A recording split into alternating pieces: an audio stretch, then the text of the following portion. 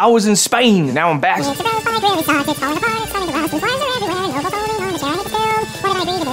I don't know if the plugs he had in there were right. Probably should have checked that, but at least I got the iridium version of it.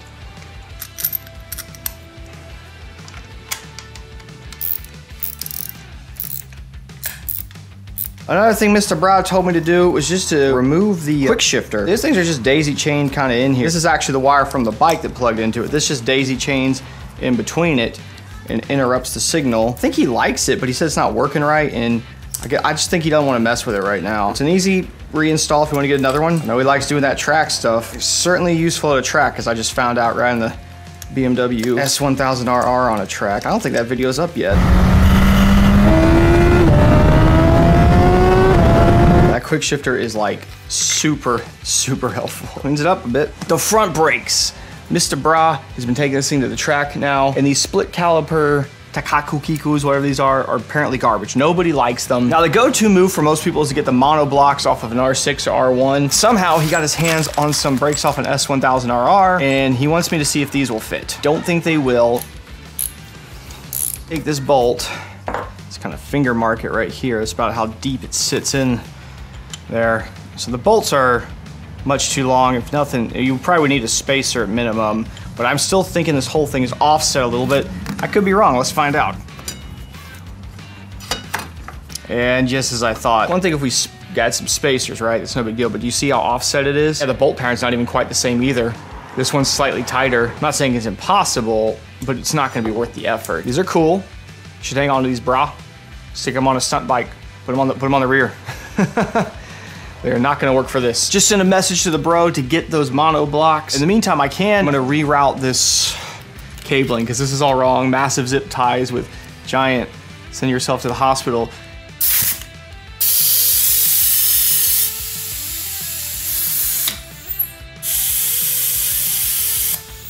If you have an air compressor and you occasionally do any stuff with brakes, get you one of these. It's like 70, 80 bucks. It's like the greatest tool in the world.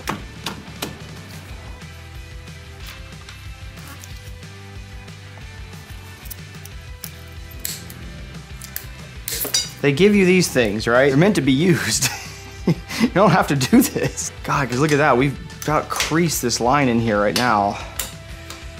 Eey, not ideal. Let's see if we can figure out a better way to do this. So the long line coming off the master, he had that going down to the caliper just below it. I do not believe that was its intention. I believe it was meant to go on this side. And that's how we're gonna route it. But we need to find a place to secure it somewhere along this triple right here. He also had this routed behind this, which meant at full lock, it was actually touching. We're gonna go in front of it. There's gonna be a fairing up here, it's fine. I think it'll all fit. Here's what I'm doing. These are P-clips, right? 5/16. It's like a 8 mil or something like that. If you push this really tight, it's not like, you could still move it if you really need to, but it's snugging it enough. I've also found that the bigger ones, I think like the 13 millimeter ones, you can pop the rubber out and they fit perfectly over the 4Moto grommets. Definitely seems like this was intended to be the long run, to go all the way over there. Yes, he can still move it, but it's fairly firm right there. These are also stainless, so no worries. And this was where the single banjo was before. We're gonna swap that over to the double banjo. This seems much more correct. Remember I just took my gloves off and I was like, oh, I'm done with the brake fluid. Guess what I'm getting on my fingers right now? Single over on this side, which is funny because this still seems like too much. It's a lot of brake line. I think I've had a big brain moment here, actually. I've disconnected the brake from the other side there. Do another P-clamp. Look at this. Yeah, I think I'm gonna do that. I'm gonna do it that way. That's gonna work better. Spacer. This guy I think should come in about like that. But you can see the twist on this is wrong. The cool thing with these Moto ones, you can stick like a plastic pin in here and you can twist these things. So we can get the angle perfect. Can I still not get to it because of this? This jankety sh. As a fun fact, this is totally gonna get in the way of me putting that bolt back in, isn't it? Hate everything. Why? I'm gonna move this whole stack down though because there won't be enough room. He only has one screw holding that in. Of course he does. He's Gixxer Brahs.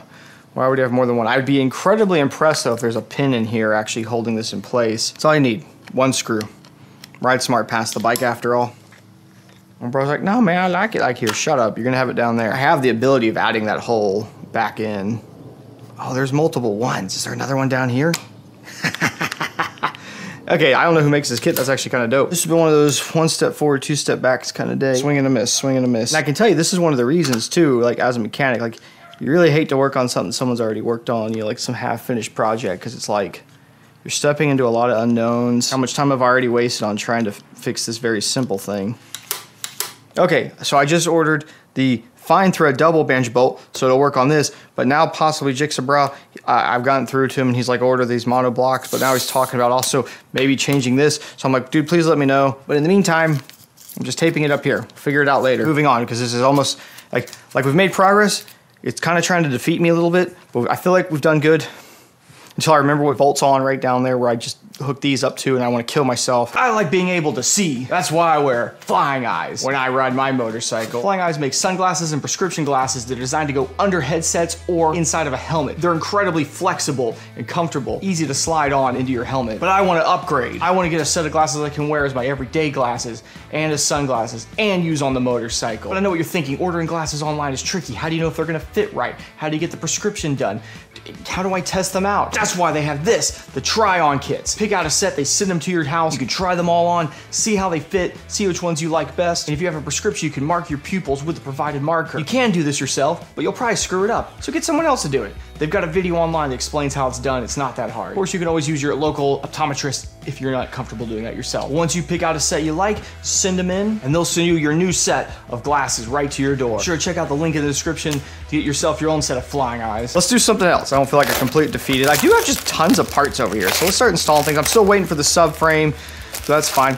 Look, this one says rear mud guard. It's gonna be one of those steps where you can get it out, or is the wheel gonna be in the way? Corroded like crazy. You know what? I do have to take the rear wheel off. Let's just do that. That'll make that easier. I gotta take it off because of this.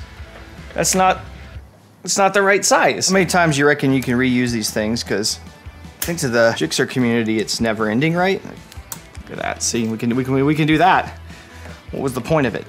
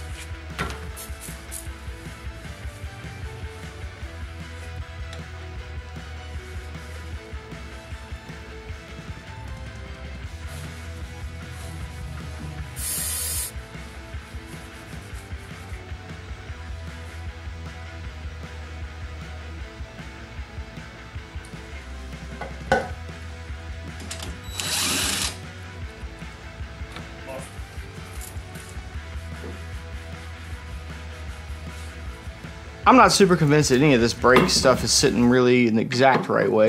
Was this thing supposed to have one of these inside there? Let's give that a whirl. Let's try to set it up. Maybe that is what they want. Okay.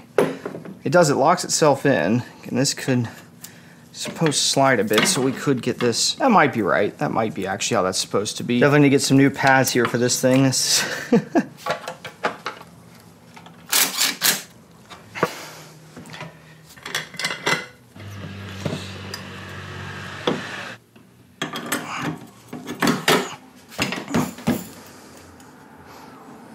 Is this sprocket bigger than the last one? 45 tooth. Okay, we're up a tooth. That, you got ordered one tooth bigger in the rear, didn't tell me. That's fine. Just gotta adjust that.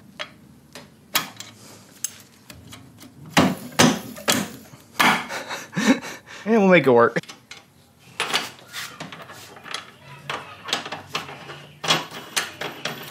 When was the last time you saw it spin like that, Mr. Brah? If I stopped and showed you guys all the things I clean, there's a lot of that on here. So I've only shown you like a fraction of it.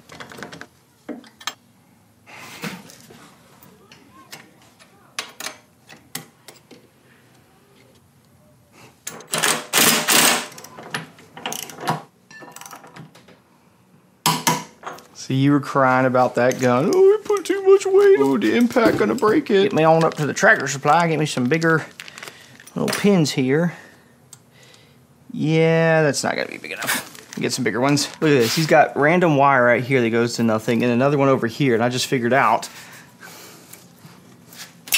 it's the same thing. Fix that problem. Check it out, I got the mono blocks. These are often either an R6 or R1, doesn't really matter. A little grimy, we'll clean them up a bit. Banjo bolts I was needing. And then these are the magic sauce right here. These are little spacers that we're gonna have to put on these. Right now I'm gonna tear these down, I'm gonna clean them. I think I'll just blow them all the way apart. We'll inspect the seals, see if they think they need to be redone. So nice and rusty. Now the tricky part of trying to get these to all come out somewhat evenly. I'm going to stick the pad or two back in there while doing this.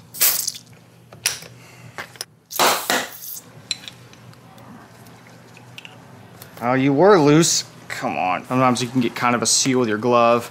And you got to be careful because you don't want to drive them into your hands. It only hurts a little bit. Now I'm down to the one. The one. How do you get the one out? And the seals look fine in there, really. Start with a little bit of this.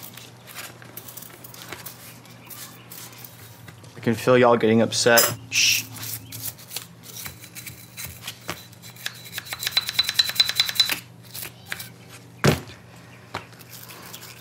That's what you want to see. You want to be able to get them, wipe them off and get them nice and shiny like that. Don't see any marks or even any witness marks in them for that matter. All that grind gets really heavy on the ends right there. And when you just push the piston back out, oh, I got new pads, you push it back, forcing that under that seal cause it to leak, you could cause it to tear up. It's just like your forks. There's a dust seal and then there's a main seal. One of the quick tricks you can always do is you can pump them up a little bit, get like a toothbrush, put a little bit of .4, .3 on it and scrub them around.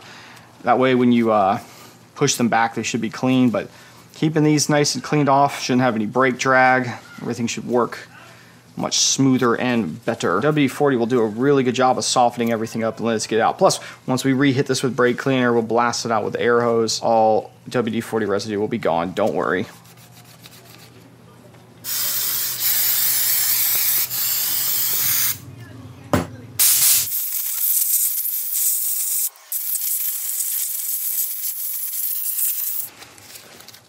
There's two now. Oh, look at that. Yes, these are all cleaned up. I'm confident these are good. We'll just get some new brake pads for them. We can go ahead and start mocking this all up. I've run into a small little snag here. Here, let me pull these off. These were the spacers we got. This is the factory caliper. The grooves for this, the spacing, it basically locks onto these posts right here. And the idea of having a little collar that locks in here is we're not relying purely on the bolt, like sort of friction-wise holding this in.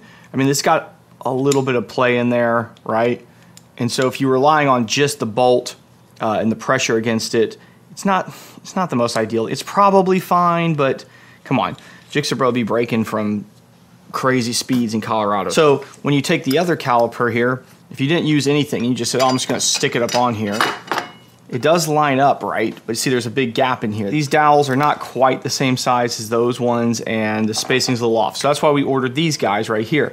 These slip on and should give us the correct spacing, but if you notice, they don't sit flush against the bottom here. At first I thought maybe I ordered the wrong ones, but went rechecked with somebody who's done this before and they said, no, I ordered the correct ones. They're not sitting super flush. And I know you're thinking, oh, give them a little tap here. That's as flush as they sit, man. That's them bottoming out on there. I mean, it does clip in really nice. That actually locks in there, and that's gonna give us all our strength, not just clamping force, but really locks us in place.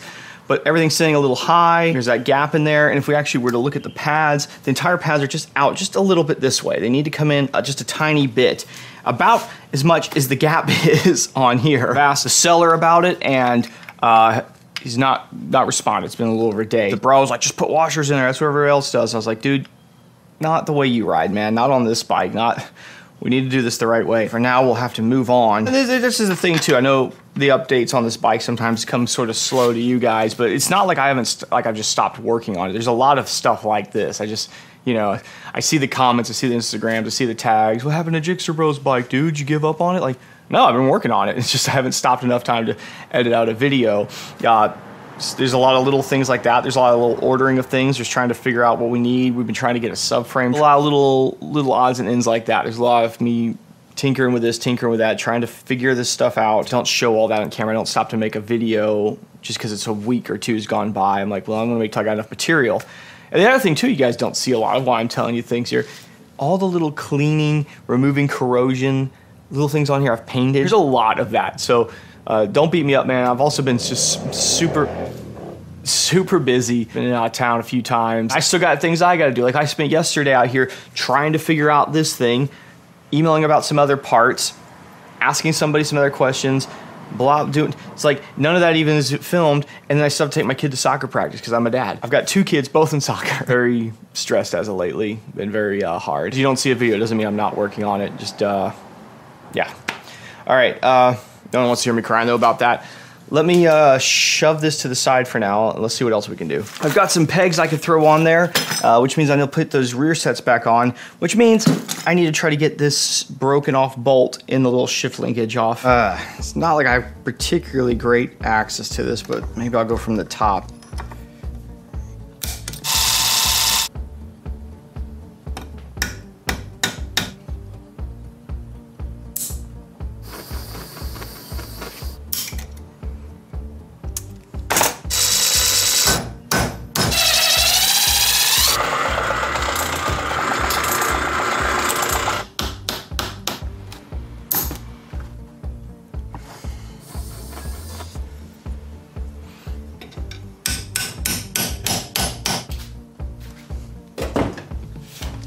This part's starting to crack. It's done. Go figure. That's just too much stress on that thing. So I gotta order that, and I gotta order some other stuff, and I'm waiting on a few other parts, and I'm done. I'm done with this thing for right now. I filled up the SD card twice now, so that's 240, 50 something gigabytes of footage. Surely there's a video in there. I thought I was at the fast point where this thing was gonna start picking up speed, but maybe next time. I should have the subframe, I should have some other stuff, but I'm done. I'm beat. I'm supposed to go to the track in a couple days, take the motard out, and I'm just gonna focus on that right now. Get that. I gotta do a couple things to get that bike ready. Check out the Patreon if you wanna see videos uncensored, ad-free, and early. $1 a month to join that Patreon, and then link your Discord so you can come talk to me in the Discord. It's $1 a month. Talk to me in the Discord. I'm in there all the time. I was just there last night. Probably there sometime tonight. Just BSing with people. Something we like to do in the evenings. Getting that voice chat. See you next time. Goodbye.